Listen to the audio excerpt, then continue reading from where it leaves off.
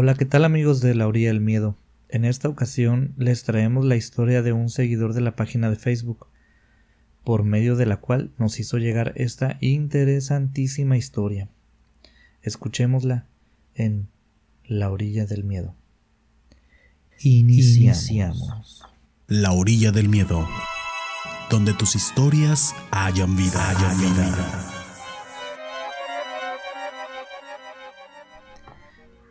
Me llamo Gabriel y trabajé en un hospital psiquiátrico. Hay de todo aquí. Es pequeño al igual que la ciudad donde vivo. Estudié enfermería y gracias a algunos cursos que he tomado sobre salud mental y atención a pacientes de este mismo tipo, logré hacerme de este trabajo. No es malo, a diferencia de lo que dan a entender en las películas. La mayoría de los cuidadores que trabajamos en estos hospitales somos bastante humanos. No somos amargados, abusivos como se piensa. Muchos me han comentado desde que entré a trabajar aquí que piensan que se abusan de los pacientes y que los lastiman, pero nada de eso. Por lo menos donde yo trabajo, y pienso que en hospitales más grandes se da aún menos porque hay más vigilancia y personas atentos a los pacientes. Así como hay muchos tipos de paciente, a cada uno se le trata diferente. Desde que llegué, había una viejita que se volvió mi consentida. No debería haber este tipo de apegos, pero al tratar con tanta gente es imposible que no se dé. No es que le diera las preferencias en los tratos, quizás solo era que me recordaba a mi madre, quien murió de edad avanzada y siempre andaba muy pulcra, igual que la señora Rocío. No quería hacer nada si no la llevabas a bañarse primero, y ella lo hacía solita. No la tenías que ayudar ni nada. Tenías que estar presente por cualquier cosa, pero ella siempre se encargaba de todo. Tenía un Alzheimer avanzado y su familia la había internado acá, más por los cuidados que por el tratamiento. Todos los días venían a visitarla. Tenía 3 hijos y se turnaban para verla. Observé, con el paso del tiempo, cómo poco a poco se fue olvidando de cada uno de ellos. Y también la vi hablarle de las mismas cosas a sus 3 hijos, y ellos pacientemente ponían la misma cara de sorpresa cuando les repetía por 4ª o 5ª vez la misma historia. Cuando la señora Rocío murió, me afectó mucho, y quizás sea codependencia, pero decidí adoptar a alguien nuevo, a alguien a quien darle esa atención extra. Así que me puse a evaluar a los pacientes que ya estaban, pero nadie podía superar a Rocío. Ella había dejado la vara muy alta, y por una cuestión u otra, los pacientes que ya estaban los había descartado en anteriores ocasiones. Algunos eran violentos, otros no les gustaba limpiarse cuando hacían del baño y eran un problema. De nuevo les repito, había de todo. Cuando llegó al hospital don Federico, como si ya necesitara yo un consentido, me llamó la atención rápidamente. Igual que Rocío, Federico no ocupaba de nada. Lo internaron por esquizofrenia. Esta enfermedad es muy extraña porque las personas que sufren de esto distorsionan la realidad y esto hace que tengan ataques muy fuertes. Pero lo curioso con Federico era que no reaccionaba al tratamiento. Las personas que sufren esquizofrenia, en la mayoría de los casos se pueden controlar, pero el caso de Federico era extraño porque no respondía a la medicación, además de que fue diagnosticado muy grande. Él debería tener en su fecha de ingreso unos 50 y muchos años, pero entró por su propio pie y de mano de su hijo, un joven de 30 y muchos. Conforme fui tratando a Federico, por más que lo escuchaba y atendía, nunca le noté síntomas parecidos a la esquizofrenia, pero obviamente no soy doctor, ni sabría revisar estudios que se le hayan hecho previamente. Pero él decía que lo habían internado por voluntad propia. Vivía en la casa que ocupó con su mujer cuando ésta vivía, y cuando su hijo se casó, le ofreció irse a vivir con él porque su hijo no tenía casa. Estaban rentando. Obviamente el hijo no quiso, y Federico me dijo que él se había interesado por su salud mental y había hecho que lo revisaran, y le detectaron esquizofrenia, así que pidió que lo internaran. Tenía sus buenos ahorros y no sería peso para nadie, Me dio a entender que lo había hecho para que su hijo ocupara la casa que sus padres habían ocupado en otros tiempos. Parecía un caso muy raro, la verdad. ¿Cómo podría él haber engañado a un doctor y haber falsificado estudios? Los pacientes no se diagnostican a la ligera. Conforme iba avanzando el tiempo, me fui haciendo más y más amigo de Federico y empecé a notar que hablaba solo. A veces, sentado en el patio del hospital, se le veía dando manotazos al aire o riéndose solo. De verdad parecía que alguien estuviera con él. Algo que no les había comentado antes es que él tenía unas ojeras muy grandes. Se veía que no dormía bien. Por eso empecé a darle seguimiento en las noches, a vigilarlo, por así decirlo, por órdenes del doctor, quien me dijo que se notaba que no estaba descansando y querían medicarlo para dormir. Pero como ya les dije antes, tratamos de ser lo más humanos posibles y decidimos darle un seguimiento visual primero, elaborar un reporte interno sobre su situación y en base a esto, tomar la decisión que fuera correspondiente. No podíamos estar toda la noche observándolo, así que nos dábamos nuestros rondines. Algo que no les comenté es que los turnos eran 24 por 24, así que no siempre podía yo estar al pendiente de Federico. Pero su comportamiento siempre fue más extraño de noche que de día. A pesar de presentar los mismos patrones, hablar solo, mirar al vacío. Una vez me lo encontré sentado al borde de su cama y manoteando al aire, como si espantara moscas o mosquitos. Otro día, de cara a la pared, gritando y llorando. Ese fue uno de los días que más mal se puso. Lo escuché que decía: «Déjame por favor, ya estoy solo, ya no hay nadie a mi lado». Mientras un poco encorvado, lloraba de cara a una esquina de su cuarto. Pero lo que sí les puedo decir es que era súper frecuente que no durmiera.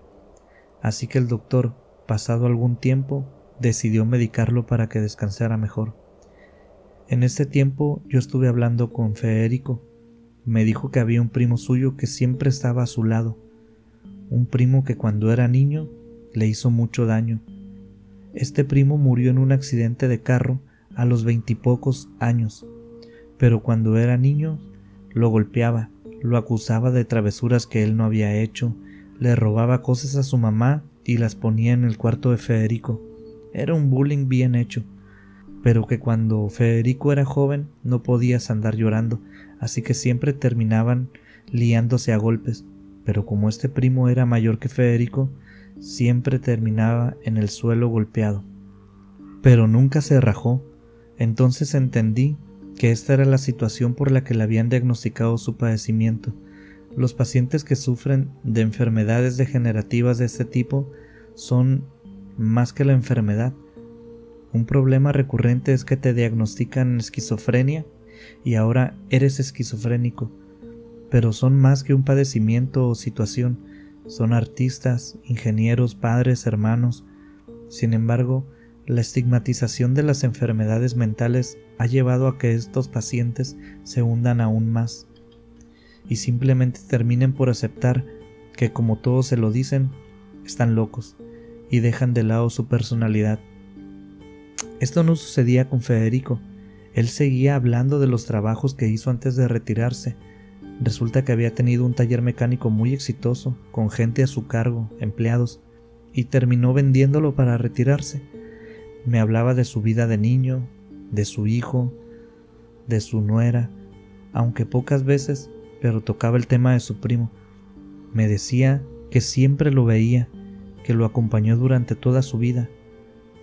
Aunque este primo siempre se presentaba ante él como se veía durante su niñez, como aquel niño fastidioso que lo molestaba de chico. A veces dice que lo veía sin un ojo o sin pelo, más flaco y largo de lo normal, pero eran las pocas veces, y esas veces eran las que lo ponían más mal, porque se veía algo casi maligno en aquello que se le presentaba frente a él, y que solo él podía ver. Me contó que a veces estando conmigo su primo estaba allí. Para no hacerles el cuento muy largo, les contaré que este primo suyo le dijo que necesitaba alimentarse de la energía de las personas y que iba a comerse, esas son las palabras literales que usó Federico, que iba a comerse a quien estuviera cerca de él. Por eso él no entablaba relación tan fácil con la gente, y que a mí me lo platicaba por si quería poner distancia entre nosotros. Por supuesto le dije que no hacía falta.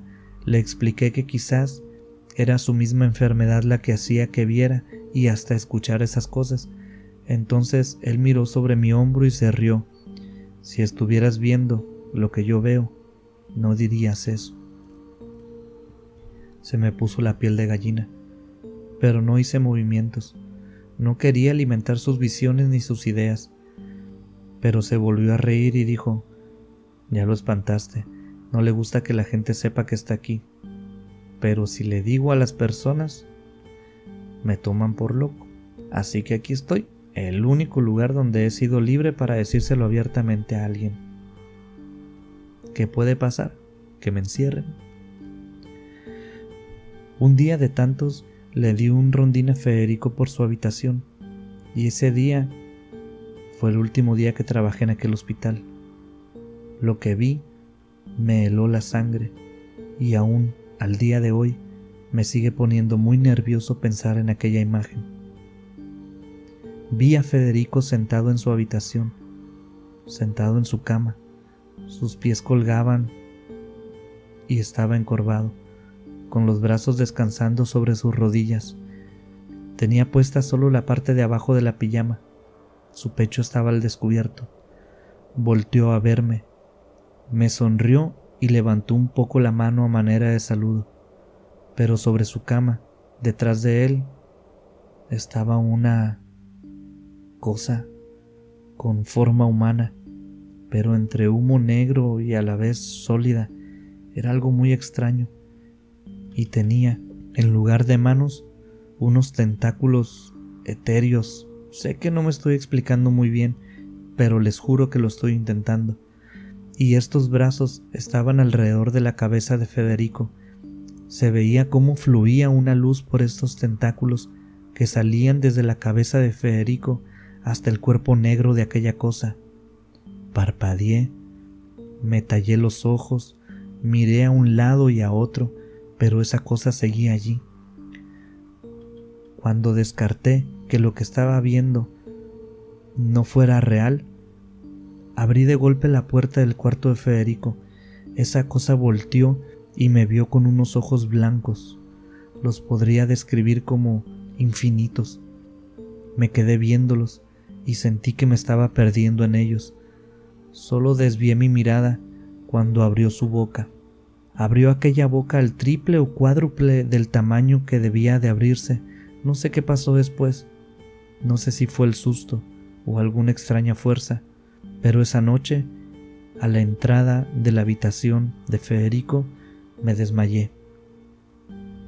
Cuando desperté, lo hice en brazos de un compañero, y el cuerpo de Federico estaba cubierto por una sábana sobre su cama. Di mi versión de los hechos. No tuve problemas en el trabajo, pero por cuestiones de mi salud mental, tuve que dejar de trabajar en aquel hospital. Gracias por escuchar un relato más de La Orilla del Miedo, un espacio donde tus historias cobran vida y renacen en cada emisión. Si tienes alguna historia que contarnos, mándanos un correo a laorilladelmiedo@gmail.com. También puedes buscarnos en nuestras redes sociales, en Instagram y Facebook como La Orilla del Miedo. En Twitter, encuéntranos como @Orilla del Miedo. Hasta la próxima. Hasta la próxima.